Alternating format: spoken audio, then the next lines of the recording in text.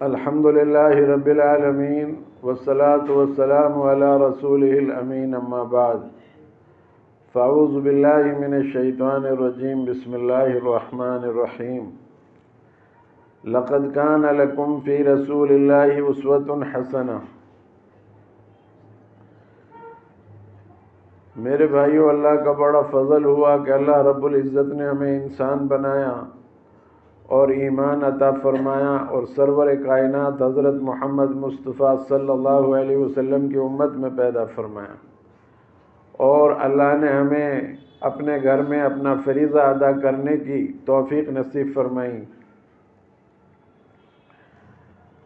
اللہ تعالیٰ قرآن میں فرماتا ہے تم سب کے لیے زندگی گزارنے کے جو بہترین نمونے ہیں اور طریقے ہیں وہ محمد الرسول اللہ صلی اللہ علیہ وسلم کے طریقے ہیں۔ کوئی آدمی اپنے نبی کے طریقے کے خلاف زندگی گزارے وہ کامیاب نہیں ہو سکتا اور وہ منزل تک نہیں پہنچ سکتا۔ اگر ہمیں کامیابی چاہیے دنیا اور آخرت کی تو ہمیں اپنے نبی صلی اللہ علیہ وسلم کے طریقوں پر چلنا ہوگا۔ بغیر آپ صلی اللہ علیہ وسلم کے طریقوں پر چلے نہ دنیا میں کامیاب ہو سکتے ہیں نہ آخرت میں کامیاب ہو سکتے ہیں۔ آپ خود دیکھ لیں کہ ہم نبی پاک علیہ الصلاۃ والسلام کے طریقوں پر چل رہے ہیں یا نبی اکرم صلی اللہ علیہ وسلم کے طریقوں سے ہٹے ہوئے ہیں۔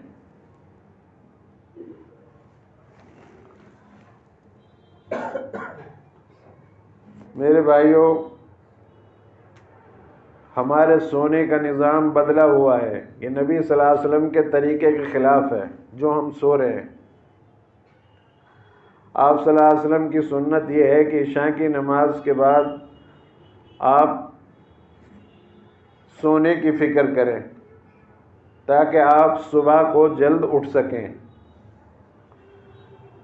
آپ دیکھیے اپنے علاقے میں، اپنی گلیوں میں، اپنے محلوں میں کہ رات میں کتنی دیر تک ہوٹلوں پر بیٹھ کر لوگ جو ہے چائے پیتے ہیں اور باتیں کرتے ہیں ادھر ادھر کی۔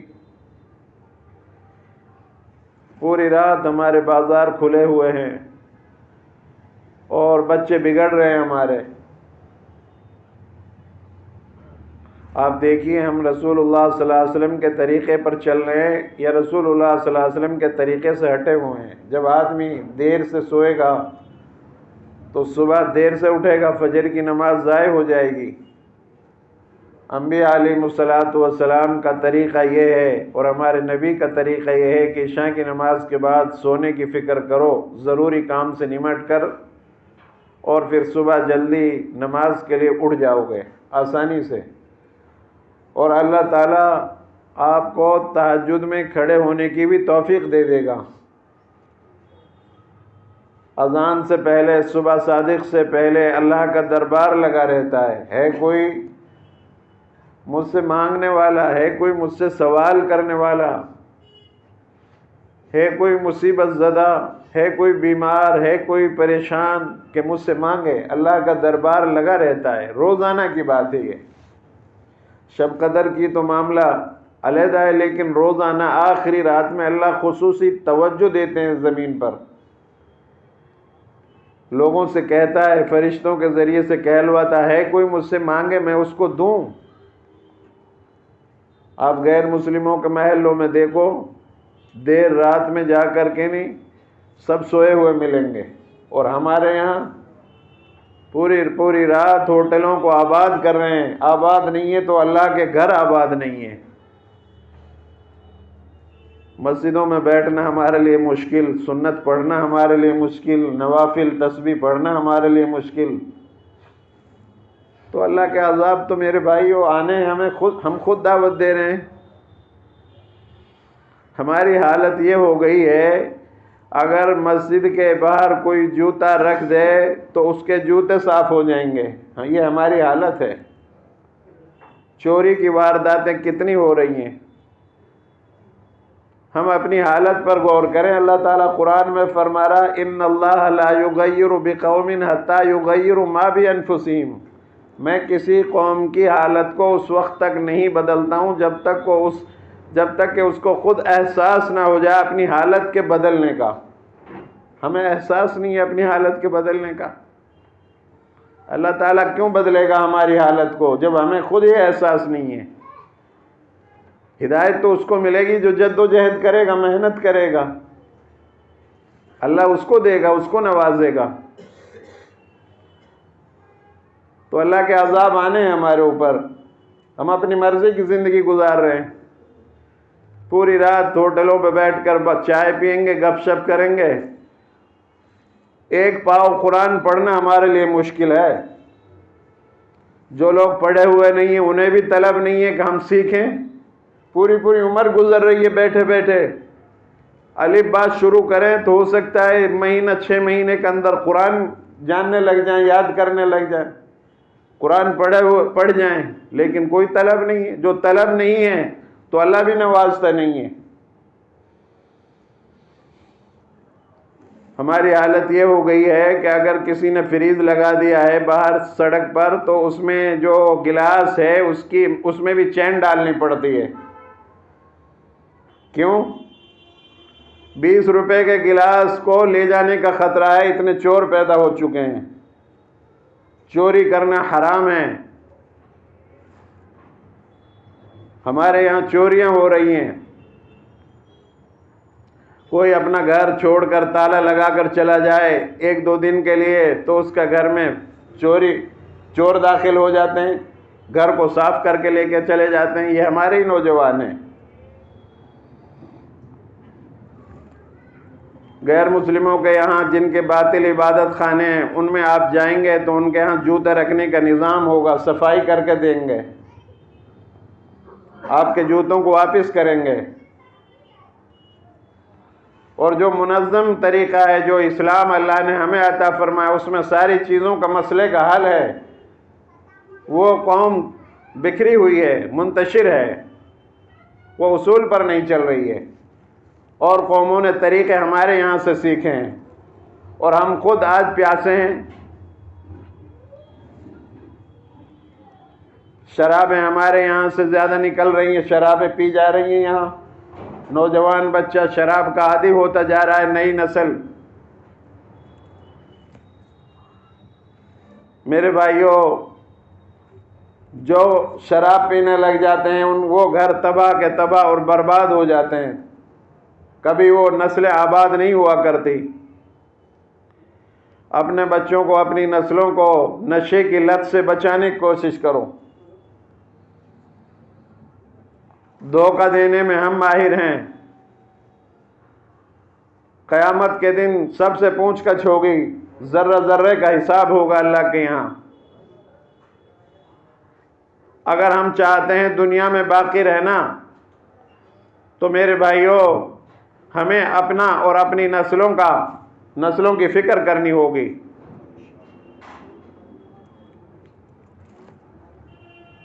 نمازوں کا کوئی اہتمام نہیں ہے.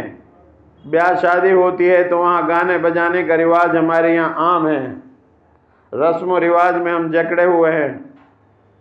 ہر طریقہ ہمارا بدلا ہوا ہے. نبی اکرم صلی اللہ علیہ وسلم کے طریقے سے ہمارے طریقے ہٹے ہوئے ہیں.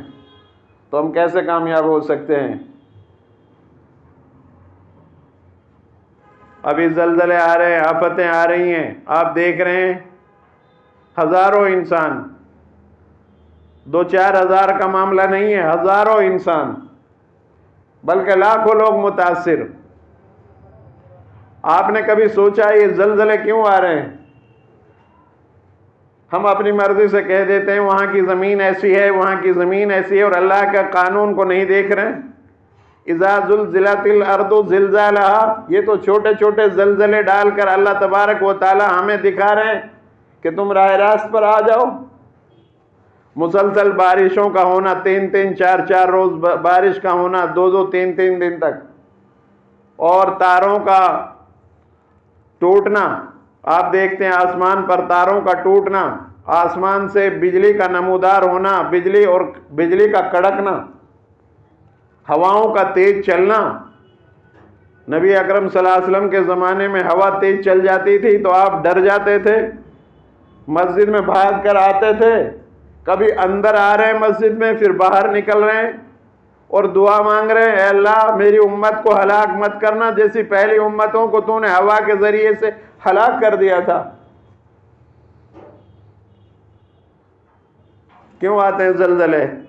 آپ نے کبھی غور کیا حدیث اور قرآن سے؟ حضرت عائشہ سے سوال کیا تھا لوگوں نے، یہ زلزلے کیوں آتے ہیں؟ تو فرمایا تھا جب ناچ گانوں کا رواج عام ہو جائے اور شراب کی محفلیں منعقد کی جانے لگیں، شراب پی جانے لگے، زنا عام ہو جائے، بے پردگی عام ہو جائے، ماں باپ کی نافرمانی ہونے لگے، ناچ گانے کا رواج ہو جائے،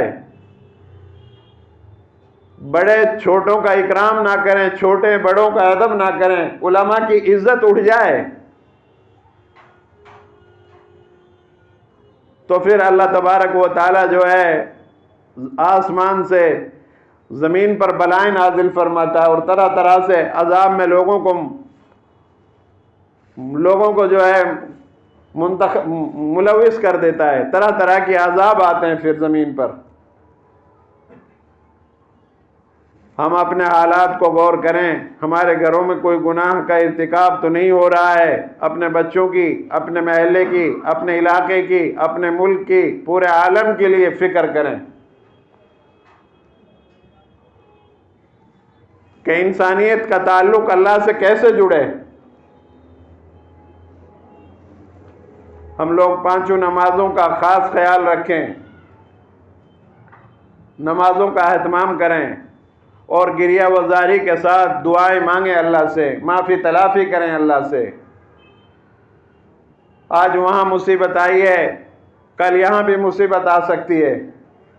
یہ گناہوں کا ارتکاب جب ہوتے ہیں زمین پر تو اللہ تبارک و تعالیٰ کا غصہ بھڑکتا ہے اور پھر زمین کو ہلنے کا حکم دیتا ہے۔ اللہ تبارک و تعالیٰ فرشتوں سے کہتا ہے کہ ہلا دو تھوڑا سا، تو تھوڑا سا ہلاتے ہیں اور پھر جو ہے بڑی بڑی تعمیرات زمین بوس ہو جاتی ہیں، آہو بکا ہو رہی ہے، وہاں کوئی نکالنے والا نہیں ہے۔ چھوٹے چھوٹے بچے ملبے میں دبے ہوئے ہیں، بڑے بڑے لوگ ملبے میں دبے ہوئے ہیں، آواز لگا رہے ہیں ہمیں نکالو، لیکن نکالنے کا راستہ نہیں ہے۔ ہمارے یہاں بڑی بڑی بلڈنگیں بنی ہوئی ہیں، اگر گناہوں کی وجہ سے یہاں کچھ ہوتا ہے تو ہمارے یہاں بھی اس سے زیادہ حالت خراب ہوگی۔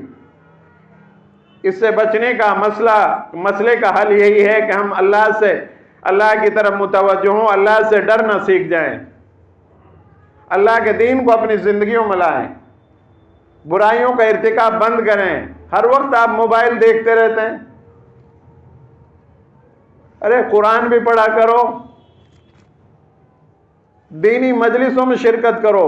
قرآن کا ترجمہ کرتا ہوں میں عشاء کی نماز کے بعد، چند لوگ بیٹھتے ہیں، عصر کے بعد حدیث پڑھتا ہوں، چند لوگ بیٹھتے ہیں۔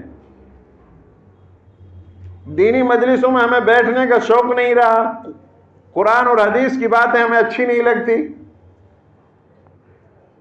جمعے کے دن ہمیں موقع دیا جاتا ہے، ہفتے میں ایک مرتبہ اللہ کے رسول صلی اللہ علیہ وسلم صحابہ آپ کے پاس آتے تھے، آپ ان کو خطبہ دیتے تھے۔ یہ سنت آج تک موجود ہے، لیکن ہم سننے کے لیے تیار نہیں ہیں۔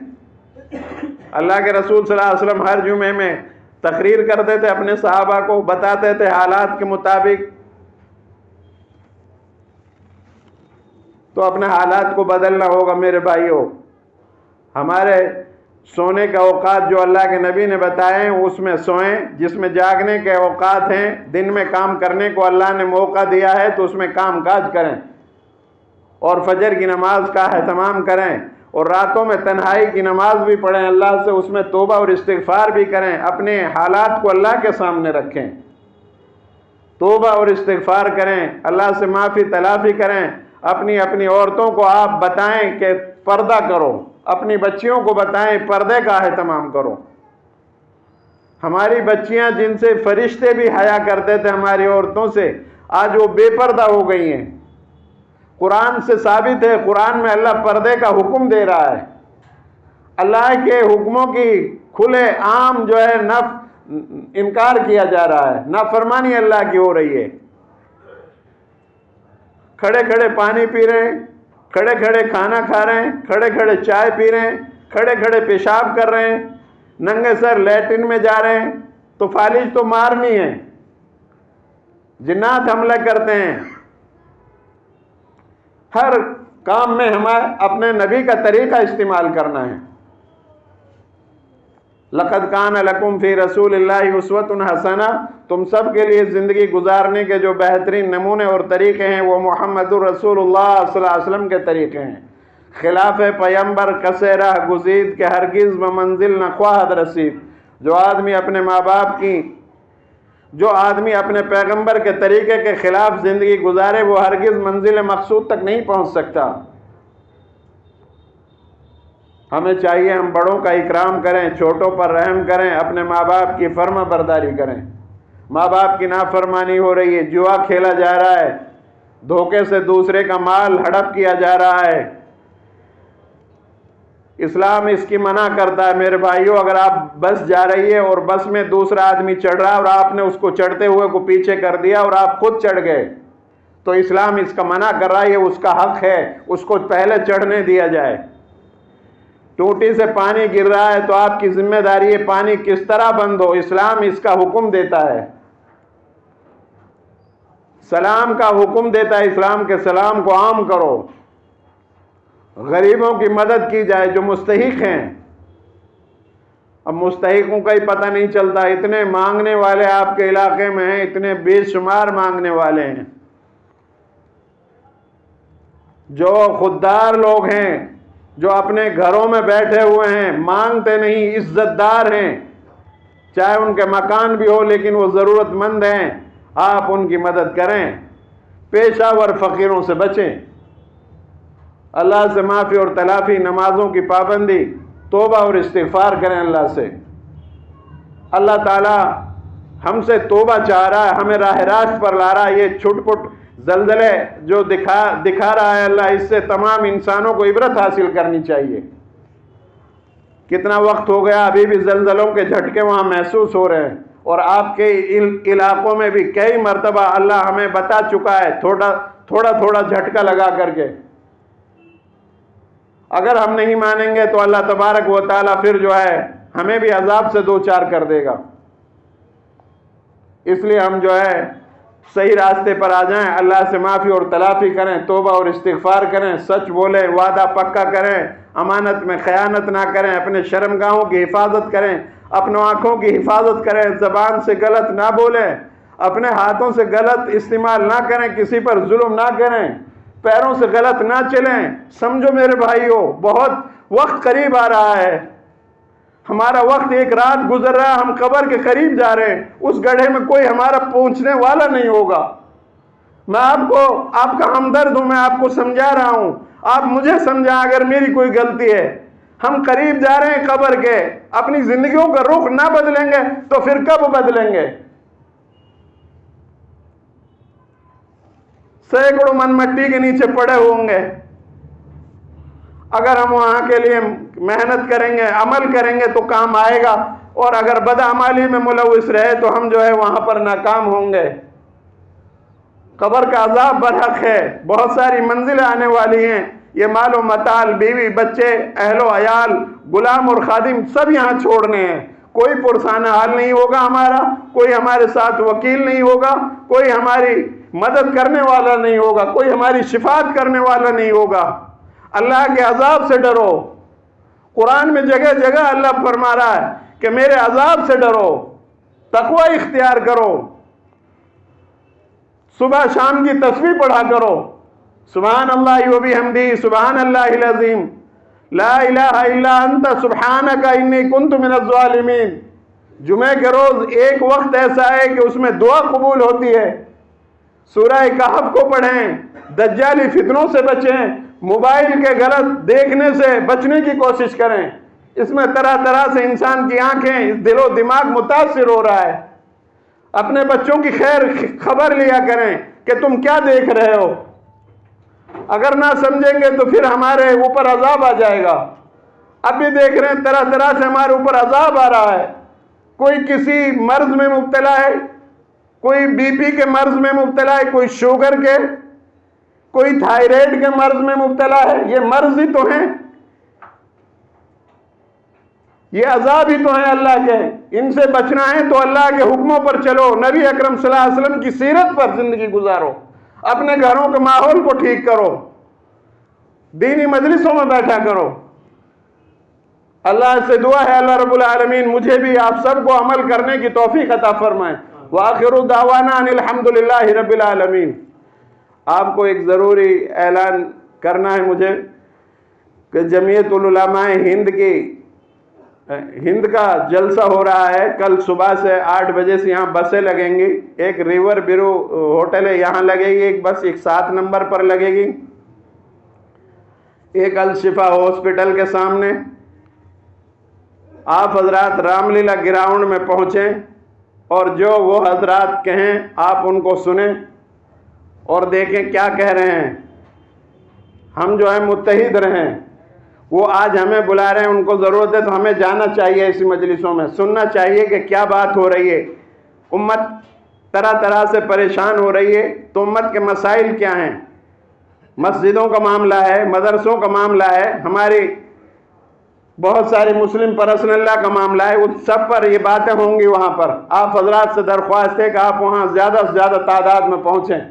صبح 8 بجے سے، آج عصر کے بعد سے شروع ہو رہا ہے وہ، اور کل بھی چلے گا، اور پرسوں دعا ہوگی 1 بجے کے قریب۔ یہ 3 دن کا اجلاس ہے، آپ اس میں ضرور شرکت کریں۔ اللہ سے دعا ہے اللہ ہم سب کو پہنچنے کی توفیق عطا فرمائے۔